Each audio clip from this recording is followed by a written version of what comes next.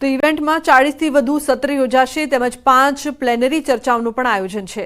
આ સમિટમાં 115થી વધુ B2B meetings યોજાશે। 25,000 પ્રતિનિધિઓ અને 200થી વધુ સ્પીકર્સ ભાગ લેશે। ઓસ્ટ્રેલિયા, ડેનમાર્ક, જર્મની અને નોર્વે સહભાગી દેશો છે।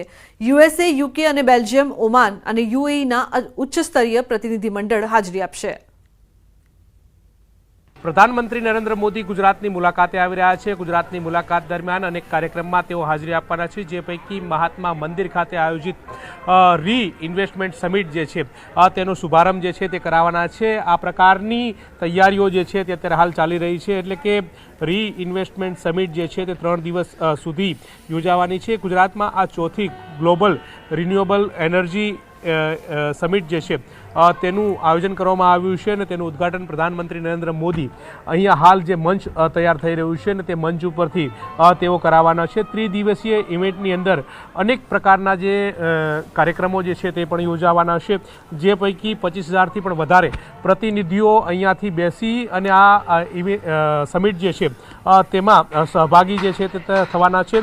200થી વધુ સ્પીકરો જે છે તે અહીંયાથી તમામ લોકો જે છે તેને લઈને માર્ગદર્શન જે છે તે પૂરું પાડશે। જે અંતર્ગત કહી શકાય કે ઓસ્ટ્રેલિયા, ડેનમાર્ક, જર્મની, નોર્વે ના દેશો સહભાગી થયા છે ને USA, UK, Belgium, Oman, UAE સહિતના ઉચ્ચ પ્રતિનિધિ મંડળ જે છે તે પણ આ સમિટની અંદર હાજરી આપવાના છે। મહત્વનું એ છે કે ઠીક 10 વાગે પ્રધાનમંત્રી નરેન્દ્ર મોદી જે છે તે આ સમિટનો શુભારંભ જે છે તે કરાવશે। ગાંધીનગરના મહાત્મા મંદિર ખાતે અત્યારે હાલ તૈયારીને આખરી ઓપ આપવામાં આવી રહ્યો છે।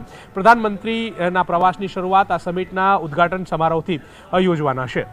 કેમેરામેન હિરેન શાહ સાથે ગૌતમ શ્રીમાળી, ન્યૂઝ 18 ગુજરાતી, ગાંધીનગર। તો વડાપ્રધાન નરેન્દ્ર મોદી ગુજરાત પ્રવાસે આવી રહ્યા છે। આગામી 15 થી 17 સપ્ટેમ્બર દરમિયાન પીએમ મોદી ગુજરાત પ્રવાસે છે, ત્યારે વડાપ્રધાનના આગમનને લઈને તૈયારીઓ પૂરજોશમાં ચાલી રહી છે। પીએમ મોદી 16 તારીખે અમદાવાદના GMDC ગ્રાઉન્ડ ખાતે સભાને સંબોધશે। 1 લાખ લોકો બેસી શકે તેવો વોટરપ્રૂફ જર્મન ડોમ તૈયાર કરવામાં આવ્યો છે। પોલીસ દ્વારા સુરક્ષા વ્યવસ્થાની તૈયારીઓ ચાલી રહી છે। ક્લસ્ટરમાં કુલ 16 બ્લોક તૈયાર કરવામાં આવ્યા છે। રાજ્યના વિવિધ શહેરોમાં લોકો આવવા હોવાથી 4 અલગ અલગ ક્લસ્ટર પણ બનાવવામાં આવ્યા છે।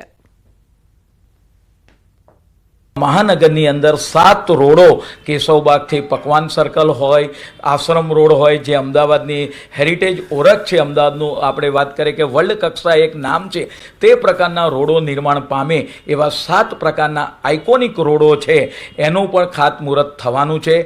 લોકસભાની ચૂંટણી બાદ પહેલી વખત વડાપ્રધાન નરેન્દ્ર મોદી ગુજરાત આવી રહ્યા છે, જેને લઈને અમદાવાદના GMDC ખાતે વિશેષ પ્રકારે તૈયારીઓ કરવામાં આવી રહી છે। આપ જોઈ રહ્યા છો, વડાપ્રધાન નરેન્દ્ર મોદી જ્યારે અમદાવાદ આવશે તેને લઈને ખાસ કરીને GMDC ખાતે તૈયારીઓ કરવામાં આવી છે, જેમાં વિશાળ ડોમ બનાવવામાં આવ્યો છે। આપને જણાવી દઈએ કે 4 મોટા વોટરપ્રૂફ જર્મન ડોમ છે તે તૈયાર કરવામાં આવી રહ્યા છે। રાજ્યના વિવિધ શહેરો અને જિલ્લાઓમાંથી લોકો આવવાના હોવાથી 4 જેટલા અલગ અલગ ક્લસ્ટર બનાવવામાં આવ્યા છે, જેમાં ક્લસ્ટર મુજબ વિવિધ શહેરો અને જિલ્લાના લોકોને બેસવાની વ્યવસ્થા કરવામાં આવશે। આ ક્લસ્ટરમાં અથી લઈને ઉ સુધીના 16 બ્લોક બનાવવામાં આવ્યા છે, જેમાં એક બ્લોકની અંદર અંદાજિત 1000થી 1200 લોકો બેસી શકે તે પ્રકારની વ્યવસ્થા કરવામાં આવી છે। સૌથી મહત્વની વાત એ છે કે વડાપ્રધાન નરેન્દ્ર મોદી ગિફ્ટ સિટીથી હેલિકોપ્ટરમાં આવવાની શક્યતા છે। જોકે દૂરદર્શન ટાવર ખાતે ખાસ હેલિપેડ પણ બનાવવામાં આવ્યું છે। અંતિમ સમયે કોઈ ફેરફાર થશે તો ગાંધીનગરથી તેઓ કારમાં પણ આવી શકે તેવી સંભાવનાઓ છે। 16મીએ 12 વાગ્યાથી લઈને દૂરદર્શનથી લઈને GMDC ગ્રાઉન્ડ સુધીના તમામ ચારે બાજુના રોડ છે તે બંધ કરી દેવામાં આવશે। આપ જોઈ રહ્યા છો, જર્મન ડોમ એ રીતે બનાવવામાં આવ્યો છે કે આ જર્મન ડોમ છે તેમાં 1 લાખથી પણ વધારે લોકો એક સાથે વડાપ્રધાન નરેન્દ્ર મોદીને સાંભળી શકે તે પ્રકારની તૈયારીઓ કરવામાં આવી રહી છે। કેમેરામેન શૈનિક મહેતા સાથે દીપિકા કુમાર, ન્યૂઝ 18 ગુજરાતી, અમદાવાદ। તો પ્રદેશ ભાજપ પ્રમુખ અને કેન્દ્રીય જળશક્તિ મંત્રી CR પાટીલ કચ્છની મુલાકાતે છે। સદસ્યતા અભિયાન અંતર્ગત કચ્છના ભાજપના કાર્યકરોને સંબોધન કર્યું। કચ્છમાં 10 લાખ સદસ્યો બનાવવા માટે CR પાટીલે કરી વાત। આ કાર્યક્રમમાં સાંસદ વિનોદ ચાવડા, ધારાસભ્યો અને આગેવાનો સાથે મોટી સંખ્યામાં ભાજપના કાર્યકરો પણ ઉપસ્થિત રહ્યા।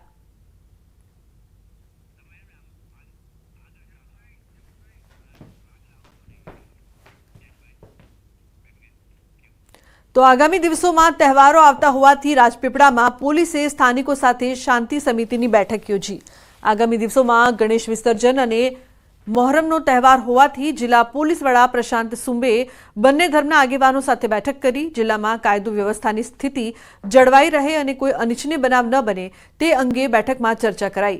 લોકોને કૃત્રિમ તળાવમાં મૂર્તિ વિસર્જન કરવાની સૂચના અપાઈ। શહેરમાં પોલીસે ચુસ્ત બંદોબસ્ત સાથે ફૂટ પેટ્રોલિંગ પણ યોજ્યું। એસપી સાહેબે હાઈકોર્ટનો એક હુકમ છે, એ હુકમ અમને બધાને કીધો કે ભાઈ ગણપતિ વિસર્જન એ કૃત્રિમ તળાવમાં જ કરવાનું છે। તો કૃત્રિમ તળાવમાં જે કરવાનું છે એના માટે અમે એસપી સાહેબનો જે આગ્રહ છે એ માન્ય રાખ્યો।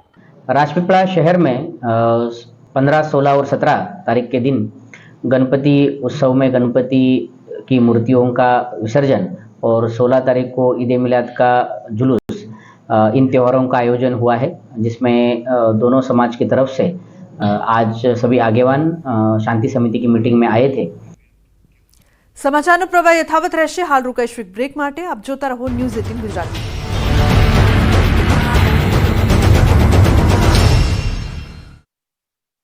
क्या मतलब टाइम नहीं है? રાજસ્થાનના ઝુંઝુનુમાં ચોરોનો તરખાટ ચીડાવા રોડ પર તસ્કરો 1,20,000ના મુદ્દામાલનો કર્યો હાથફેરો। ચોરીની ઘટના સીસીટીવીમાં કેદ, પોલીસે તપાસ હાથ ધરી।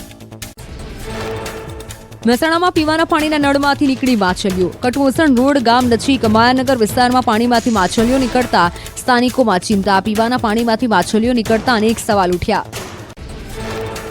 ઉત્તરાખંડના હલ્દ્વાનીમાં ભારે મેઘખાંગા થયા। ધોધમાર વરસાદને પગલે ચોર ગલિયાથી સિતારાગંજ જવાનો કોઝવે પાણીમાં ગરકાવ થયો।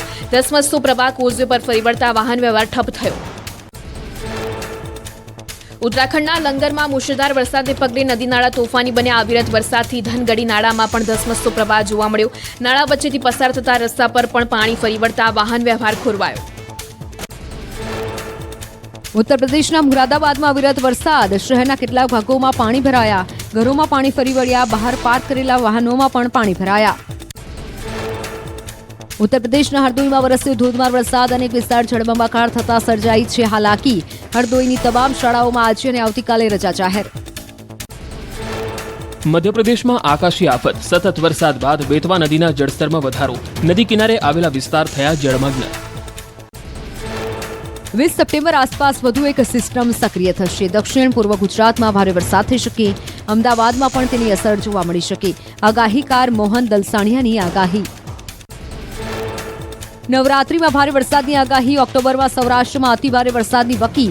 7 થી 11 ઓક્ટોબર અતિભારે વરસાદની આગાહી। નદીઓમાં ભયંકર પૂરની સ્થિતિ સર્જાઈ શકે। ભારે વરસાદથી થયેલી તારાજીનો તાક મેળવવા ભુજમાં પહોંચી હતી ભારત સરકારની ટીમ।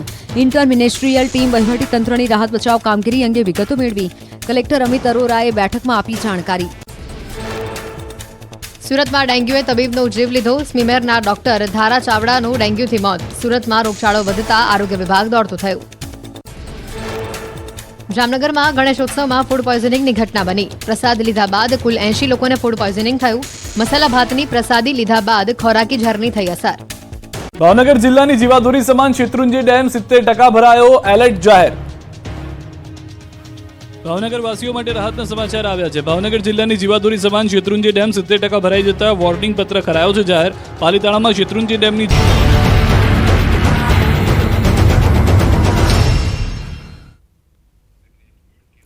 તો મહીસાગર જિલ્લામાંથી પસાર થતો દિલ્હીથી મુંબઈ માટે સેતુ સમાન સ્ટેટ હાઈવે નંબર 5 ભારે બિસ્માર હાલતમાં જોવા મળી રહ્યો છે। ખાડાઓના કારણે વાહન ચાલકોને અકસ્માતનો ભય સતાવી રહ્યો છે। તો બીજી તરફ વડોદરાથી શામળાજી સુધી અને મહીસાગર જિલ્લાની હદ પૂર્ણ થાય ત્યાં સુધી 2 ટોલ ટેક્સ ઊભા કરાયા છે। વાહન ચાલકો પાસેથી મસમોટા ટોલ ટેક્સ લેવા છતાં સમારકામ ન થતા વાહન ચાલકોમાં રોષની લાગણી જોવા મળી। હાઈવે ઓથોરિટી ટોલ ટેક્સ ઉઘરાવીને લોકોને સારા રોડની સુવિધા